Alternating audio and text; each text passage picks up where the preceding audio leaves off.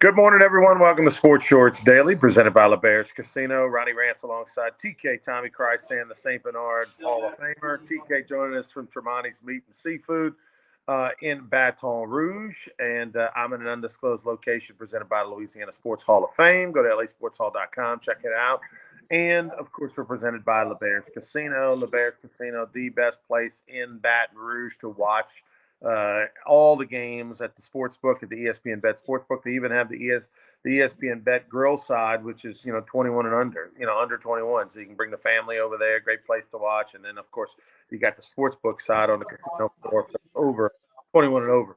All right, TK, LSU men's basketball. I guess technically you win 2 in a row. It is a win streak. And so LSU men have won 2 games in a row. They went on the road, of course, had the miraculous win down 5 against Oklahoma with seconds left to win that one, and then they beat the worst team in the league and USC, South Carolina, not Southern Cal. It's widely known that LSU basketball, out of the 16 teams, has the 15th lowest payroll in the conference. South Carolina has the 16th lowest payroll in the conference, and that shows. South Carolina is not a good team. South Carolina, this is also how you know they have a low payroll, Tommy. On their roster, 8 players are from the state of South Carolina. That tells me you don't have money to go in the portal. You don't have money to go recruit nationally and all that. You have to get those players locally because that's all you can afford. And it's very rare that, I know you're going to say, well, LSU went to the Final Four in 2006 with a bunch of – it's very rare that a state like Louisiana or South Carolina is going to produce enough talent to, for your big-time basketball team, if it's all from that state, to be really good. I know it happened in the past one time, but it's very rare, and it shows. And South Carolina was down 14 at half to LSU, and that's how it ended. By the way, Tommy, a little victory for me. I was at the game, second half, about 4 minutes in, I decided to in-game bet a little small wager just to put a little fun on it. I had LSU minus 10.5. They covered, and I had the over 139. It went way over. So a little fun. Tigers win and Ronnie wins. Well, and I had bet LSU minus 2.5 before the game started off. So anyway, speaking of South Carolina, Pulmonary went 3-0 opening weekend for his Gamecock baseball team. But also a lot of reports that McMahon is coming back next year. You suspected that earlier on Sports Shorts Daily a few days ago. All reports that he's coming back, and then maybe with this rev share program, maybe they can get some more dollars to get some money in there for that. And you talk about the local guys. I guess it's John Brady's crew that went to Indianapolis with the 5 or 6 guys that were within 60 miles of Baton Rouge, and that's been a long time ago. With all due respect to their big time accomplishment, but hey, it is a win streak. That winning streak's going to come to an end Saturday when they play Florida. They host Florida. I don't know. I mean, I'd be interesting to see that line. It'll be double digits for sure. Florida, having a shot to be a number 1 seed, certainly a number 2 seed. So it's good to hear that McMahon's going to come back. You pointed out a lot of reasons for that. And, like they said in the movie Major League, when you win 2 in a row, it's called a winning streak. So they can say that today. Maybe a little confidence. I don't know. I don't think they can beat Florida, but you got to line up and play. That was 19 years ago, by the way, Tommy, that they went to the Final Four. It's unbelievable how old we are and how long ago that was. I can remember when LSU beat Duke to go to the Final Four in the Elite Eight. I was at Doug Thompson's house, kind of near the River Bend area of Baton Rouge, near LSU's campus.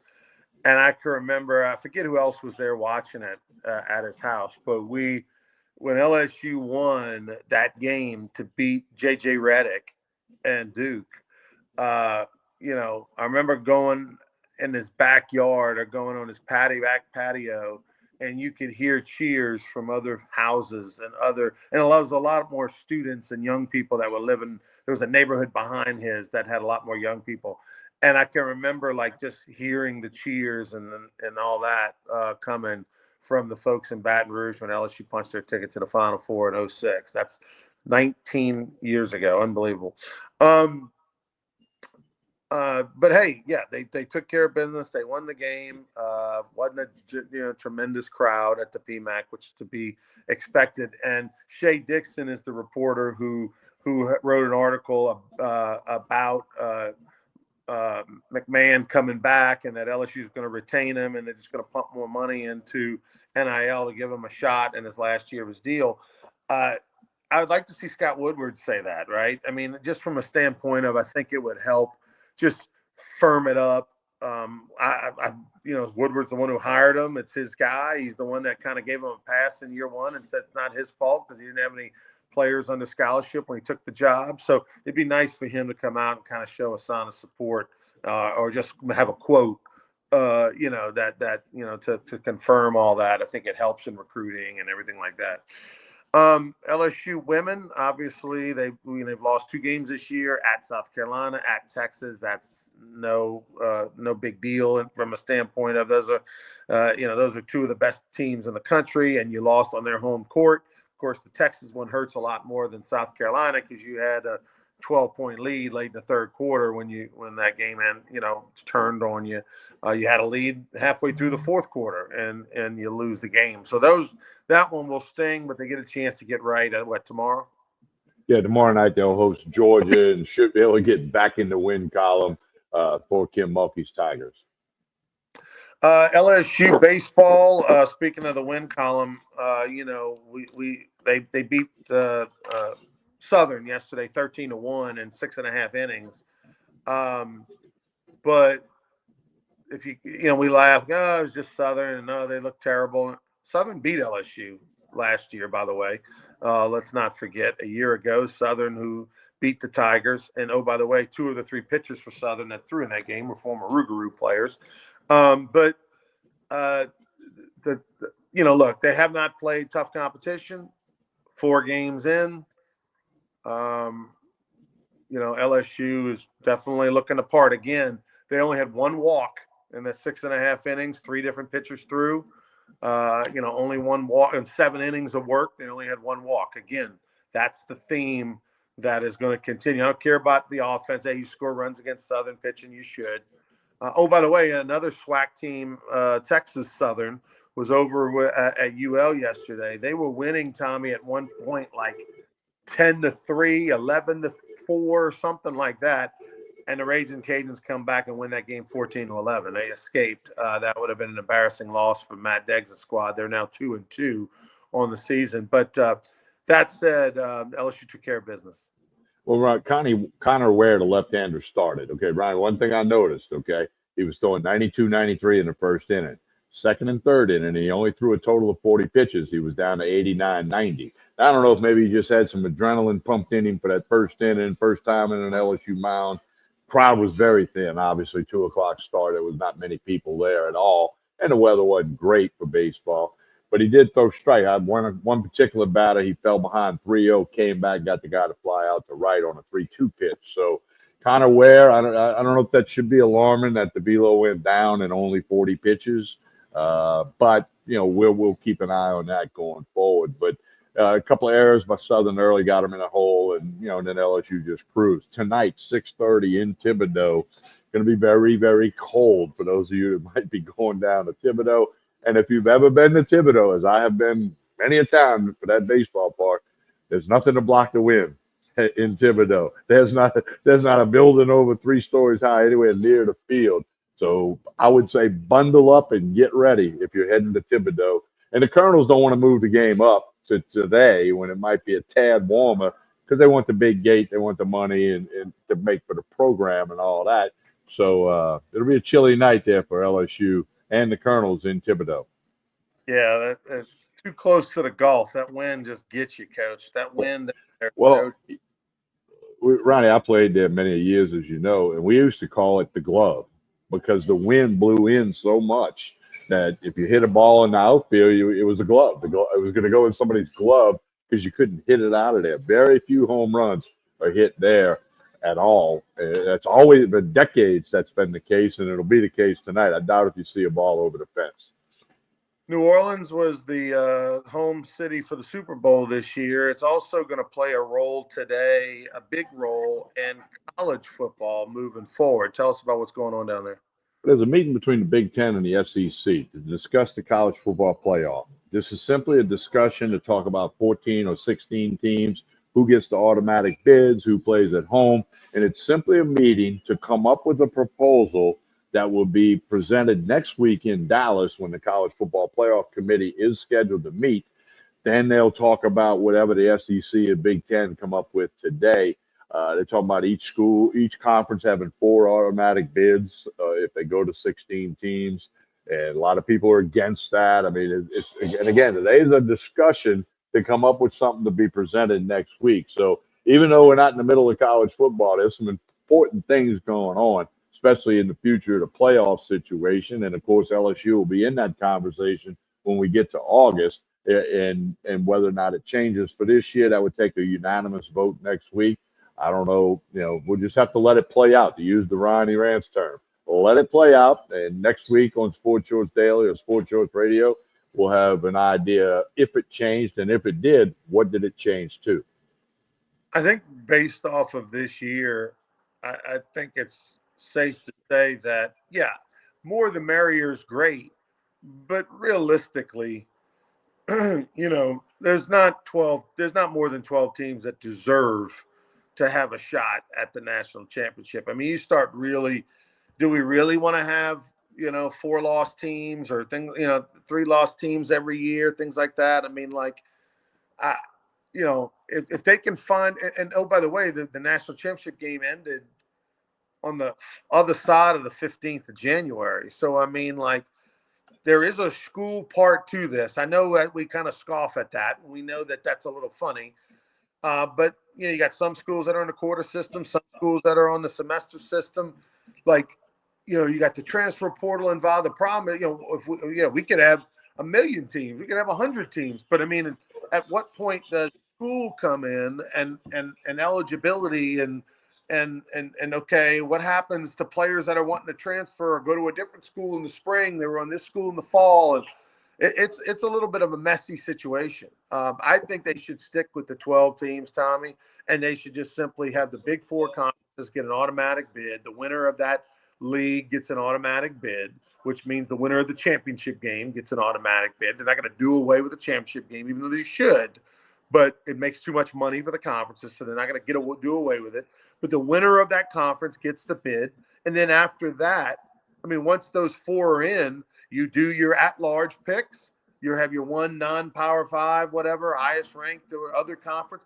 And then you do your at-large, and then you just seed them 1 through, whatever, and you give the top 4 seeds a bye. I think that simple tweak of seeding them 1 through 12 and giving the top 4 teams a bye is the way to go.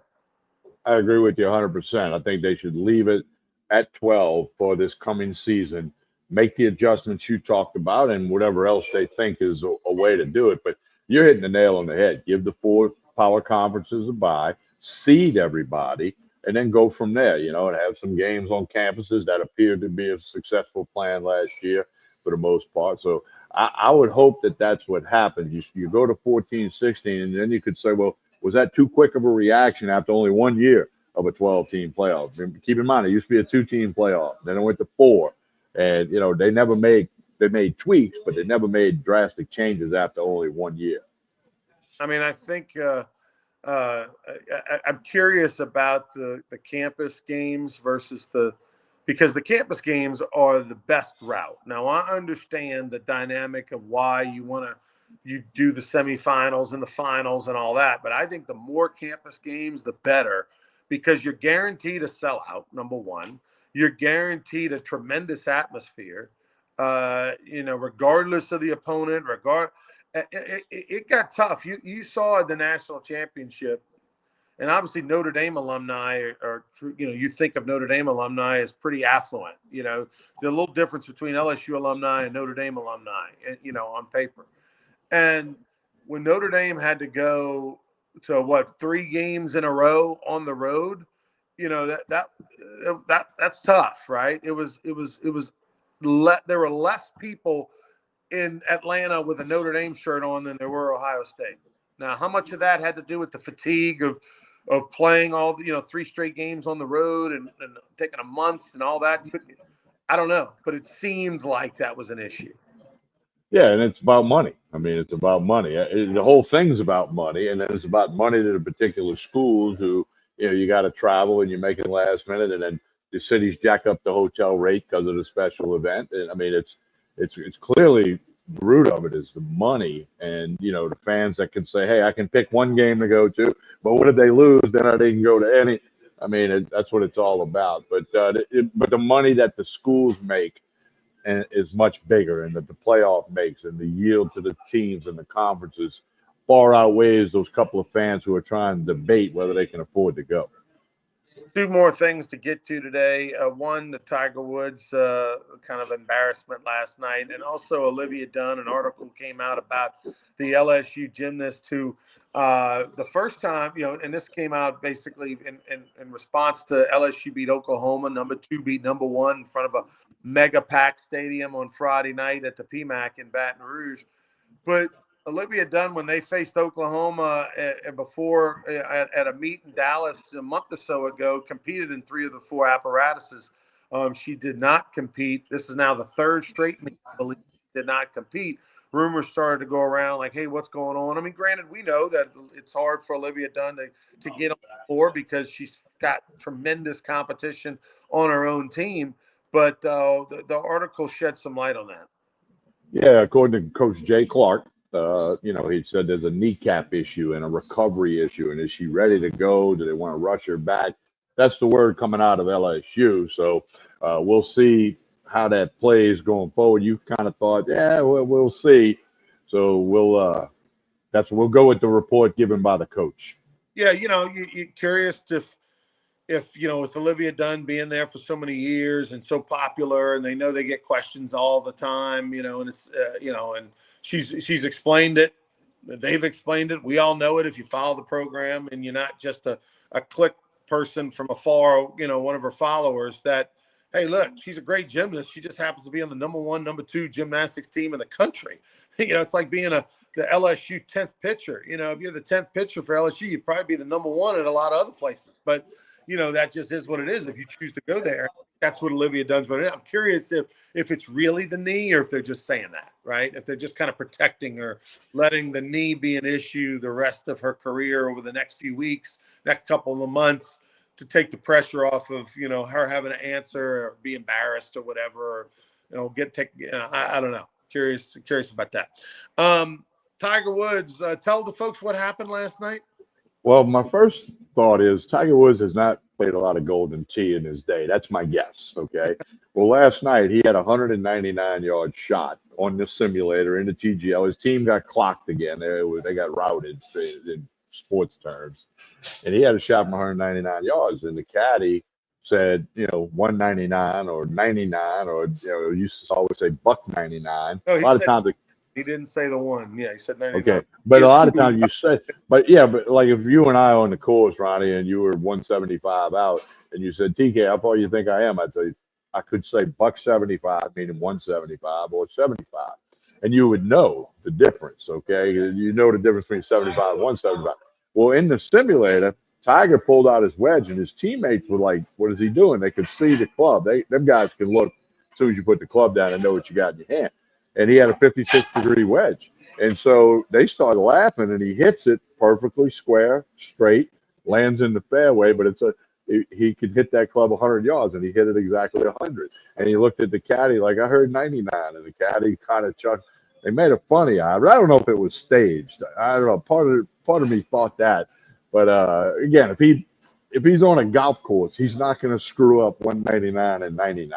But on the simulator in a small building compared to a golf course, he didn't hear, or the caddy said what he said, and it just got out of whack, and he flubbed it. He called it his most embarrassing moment in golf, and I don't know about that. But, again, they try to get publicity for TGL. The ratings have been awful, and, It's awful, Tommy, and I hate to say that because I like the effort. I mean, I have no problem with them trying to do something different and all that. I'm curious because then supposedly they spent so many millions of dollars on that. Do you know the number and what it cost to build that structure? Yeah, And they spent 100 over a million? hundred over 100 million. It was like 60 million for the building, and that building is only there for TGL golf. Now Right. I'm sure one day something else will be in there.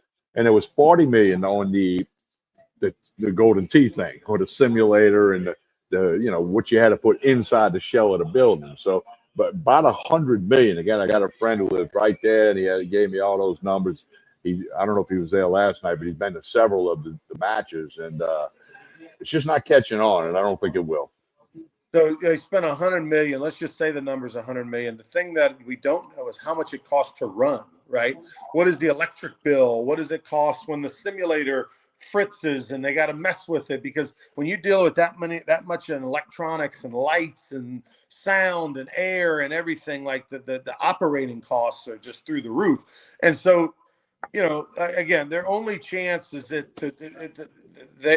go get all the major corporate events there. If you're going to bring your top 40 executives on a golf trip, instead of taking them to the Bahamas, take them down to West Palm and let them play in the simulator stuff and all that. You know what I mean? Like, that's where you can sell rounds. I don't know, instead of paying $500 a round at a high-end golf course, go pay $500 a golfer to do the simulator and see if you can't tick away slowly but surely at that. I don't know, but I feel bad because it's not going to work. It isn't working. It's hard to follow. As much of a golf fan as I am, you're more than I am even, and it's just clunky. It's just clunky. Well, Ronnie, it's kind of like the world golf rankings. Nobody can explain that. Okay, there's nobody that I know on earth, including the top golfers in the world, including Jim Nance and all the other big time announcers, Mike Tirico.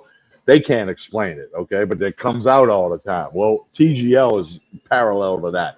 Nobody can explain it. What does it mean to drop the hammer? And they got three guys and they play one-on-one some holes, and then it's team on some holes. It's just screwy. It's golden tee golf with a bunch of guys in the bar having a couple of beers and paying their full $5 and betting the next beer on who does what. I'm not a fan of it. I've given it a couple chances. And in fact, here's the thing, Ryan. This morning, I'm making notes for the show.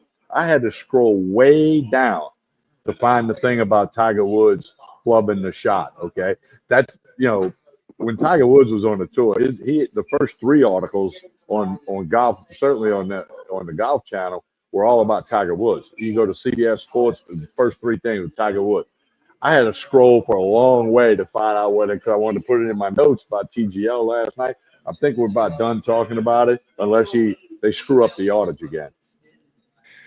All right, TK, tell us about Tremonti's Meat and Seafood, and then we'll be back Friday morning for more Sports Shorts Daily. Well, today, like they do every Wednesday, burger special, $6.99 burger and fries, the famous Tremonti burgers that are served at the Rougarou games. You can get it to go. You can eat it here. That's every Wednesday, $6.99 burger and fries. A lot of catering orders going out today, feeding somebody at the office. So there's 40 people sending lunch over there. Boiled crawfish, live crawfish. They got plenty of that now. They always have a Tuesday special on crawfish where you can't beat the price. And then for the weekend, you can get boiled or live crawfish. Jefferson Highway, Baton Rouge. Mike and the staff do a great job. Need you to stop in here and check it out. All right, for Tommy Krysan, I'm Ronnie Rance. Thanks for watching Sports Shorts presented by LeBears Casino. We will be back on Friday morning for more Sports Shorts Daily. Until then, please like and share this video. Have a good one, everybody.